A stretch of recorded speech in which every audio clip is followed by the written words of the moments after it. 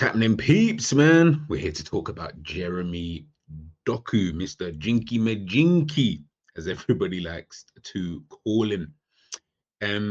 Listen, I think when it comes to Jeremy Doku, one of the main he is when people tell me about like, oh, I watch football and all that kind of stuff. Sometimes I have to question it. And Jeremy Doku is probably the perfect player for me to kind of gauge where you're at as an individual in terms of how much football do you watch, how much do you know about football and stuff like that. Because he's obviously one of those players. He doesn't get a lot of goals, doesn't get a lot of assists, but I'm pretty sure, and I don't know because I don't speak to these Premier League footballers like that, but I'm pretty sure they'll say he's one of the best wingers in world football, and he's probably one of the hardest wingers to play against. Probably the toughest in the Premier League, if we're being honest. His style of play is different. It's different. Now, like I said, when you're not scoring goals, or when you're not scoring a lot of, not like he doesn't score any, but when you're not scoring a lot of goals, when you're not getting a lot of assists, I can understand the other side when you're like, nah, but he doesn't score, or he's not getting the 50 assists that he should. I hear it. I do hear it. But I'm like, are you watching this guy? Like, do you know how dangerous Jeremy Doku is? Like, do you know how difficult it must be to play against that? Every single game, all 90 minutes, he's just on you. Like, literally on you. Like, it's ridiculous. It's actually so ridiculous, man. So far this season, I believe he's got about 3 assists. He's been in good form in the last, like, would I say 5-6 games for Manchester City and international football as well. He's getting himself some goals. He's getting in on the goals. It seems like this season, you know what I mean? He's trying to take his game up to like that next kind of level, if I'm being honest with you. And I think he needed that anyway. I think with him, it's always been about the decision making. When I think about Jeremy Doku, like, you are such a talented individual. I can understand why Pep Guardiola would have looked at you and said, yeah, once he improves or gets to whatever the level is, yeah, he's going to be unstoppable. I can see why. But of course, it's about little finer things that take you to that next level. Can you do it? So far, this start of this season, I think he has. You know what I mean? I think he's definitely getting there anyway at the bare minimum.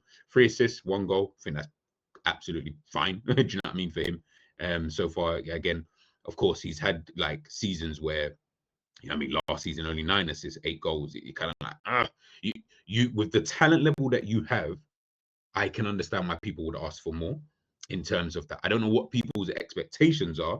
Like, I feel like people want him to get 20 and 20. And to be fair, his talent and his ability probably say, yeah, he should be getting 20 and 20. But ultimately, football don't really work like that. Do you know what I mean? Play left mid, right wing, left wing, up front through the middle as a false kind of 9. Do you know what I mean? Attacking midfield. Like, he can play all across that front three. Like, him as a player, bruv, he must be such a dream to just have in your team. Like, he will frustrate you at times. I'm definitely not going to sit here and lie and say, he probably would frustrate you at times. Because there's times when I feel, again, it's the decision making. That's what separates world-class elite players to other players. That's why they're called world-class, because their decision making is the best in their respective positions, right? It's the best. Hence why they can do certain actions and certain things blink of an eye. If it's whether it's a pass, whether it's a tackle, whether it's positioning, whether it's whatever. Do you know what I mean? They can just do that, and they do it so consistently. He's not there yet. I think this is the season where he gets there. I do think that. And to be fair, I've kind of thought that last season, but Man City was so rubbish that it was difficult to really. But I always kind of watched him and just felt, no, Jeremy Doku's brilliant, man. He's a brilliant player. I can understand, you know, why he would be deemed one of the toughest players to play against in the Premier League, and also just even around Europe, because like I said, it's just relentless for 90 minutes. This guy it's ridiculous, man. Looking at this, Doku not only uses space to create for his teammates, he also successfully exploits spaces between the opposition lines to act as a passing outlet and link-up play. Once he receives the ball, his composure and outstanding dribbling allow him to move even further and threaten the goal. Jeremy's good first touch makes him a good option for receiving and controlling long balls. That's very beneficial for Pep's side to switch play. He's a player that, when Manchester City ever do like overloads on that right hand, if he's on the left, for example, and they do overloads on that right hand side, if he's the one who's isolated, long day. long day, long day. Because once he gets isolated, it's like that's what he's just waiting for that moment. And obviously they clearly train on it, during the week and stuff like that. But when that does happen, it's almost like I feel Pep just says, "Yeah, go and do your thing. Go and do your thing." Do you know what I'm trying to say? Because when you've got someone with that kind of ability who can always go at their fullback, who can go on the outside, can come on the inside, it's someone who can get the ball in the box. Like I said, it's not always going to be perfect. That final action, I will definitely admit that it's not always going to be perfect, but it almost doesn't need to be when you've got Haaland. It's almost like having Haaland there will help. Anybody else, yeah, you would need to have better delivery kind of thing, or you need to have a better end action, kind of thing. But when you've got like Jacob Murphy, I don't think Jacob Murphy would work with a lesser striker than it is that, if that kind of makes sense, because it almost just like, yeah, if sometimes your balls might not always be brilliant, but he can make it work. Do you know? Because they're such good players, they're such good strikers, and they've got really, really good instinct. Haaland obviously has that. So having someone like that in there can sometimes work in your favor. But again, like I said, it's not always consistent with someone like Jeremy Doku. Do you know what I mean? And it says here, look, he exploits spaces between the opposition lines. Sometimes you'll see him kind of drift infield. So you'll notice he'll come off the touchline, or he'll come off the wing, and he just kind of floats into that almost number 10 position. Do you know what I mean? And once he starts floating in there, it can be very, very problematic, because you don't really want a player like him having too much time. Do you get what I'm saying? Because once he has the time to be able to run, it creates problems. And even if you tackle him, he might have already popped it off and released it to the other player who's running, down the line, whether it's the fullback, Nico O'Reilly, or Vardiol, or whoever's on that left-hand side. He'll do that. Whether it's on the right-hand side, whether it's a Mateus Nunes or whoever plays on that side, he'll release them. Or someone else has made that run infield, whether it's a Foden, whether it's a Bernardo Silva, any one of these players, because of the way that Manchester City play, because of their system, it can allow for players like Doku to really thrive within that. And I think, again, I don't think he's a finished article by any stretch of the imagination, but I can see the trajectory from where he first came in to now. I can see, okay, he's really getting it. He's really, really getting it. He's so strong as well. That's another thing I think is quite underrated about him. He's so strong on the ball, powerful runner, really, really powerful, very, very quick, can get in behind if you need him to get in behind. But again, you can see with the heat map, he can go on that outside and he doesn't mind doing so, but he can also cut in as well, which then makes him dangerous, because you can then put someone like that on the right hand side and he does the kind of same thing. Do you know what I mean? Whether it's cutting in or going on the outside, he can do both. Do you know what I mean? And it's just so, it just seems like it's so difficult, to kind of manage. You can see here with the stats, progressive. This is in the last three, I think it's the last 365, the last year, right? He's the 99th percentile for progressive carries, 12.6. Successful take-ons, 99th percentile, 5.93 per. This is per 90 minutes. Touches in the attacking penalty box, 10.3. Again, 99th percentile. Progressive passes received, 99th percentile. Shot creating actions, 92nd percentile. Expected assists / goals, 0.32. Like, it's ridiculous. This is all per 90 minutes. Do you get what I'm trying to say? And even this season, you look at it, progressive carries, he's first, 43. Progressive carrying distance, shot creating actions via take-on, 7. Through balls completed, 5. Big chances, 3. Successful take-ons, 18. Key passes, 12. Assist, 3. Shot creating actions, 26. Carries into the penalty area, 19. Carries into the final third, 13. Like, I'm telling you, this guy is dangerous. You do not want to come up against Jeremy Doku. I promise you. Like I said, I hear it. I fully, fully hear it when people get onto the number side of things. Do I think he should be doing more? 100% in that regard, purely because of the talent that you do have. This isn't even one of those, you're not that talented, but you're in a team that's super talented and they've got all of the, really, really good players and etc. etc. That I would be like, that's like Jacob Murphy, where I'm like, yeah, you're a beneficiary because you got, Anthony Gordon and Alexander Isak and all that kind of stuff.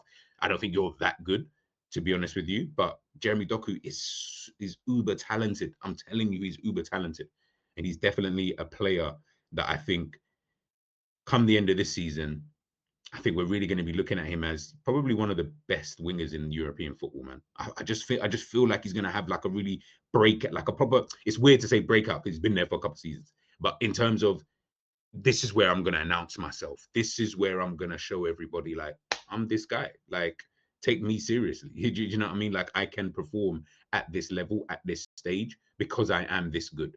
you know, kind of thing. And you can rely on me now because I'm going to get more goals. I'm going to get more assists. You don't have to rely on Haaland. If he adds goals, like if he was like Sterling, Sterling's in the same mold as this, and Sterling was fantastic for Manchester City. Scored goals, got assists, won trophies, one of their best players that's played for Manchester City. You could just look at his record, and that will tell you, right? They're both in the same mold. He's better than in my opinion, Jeremy Doku's better than a prime Sterling.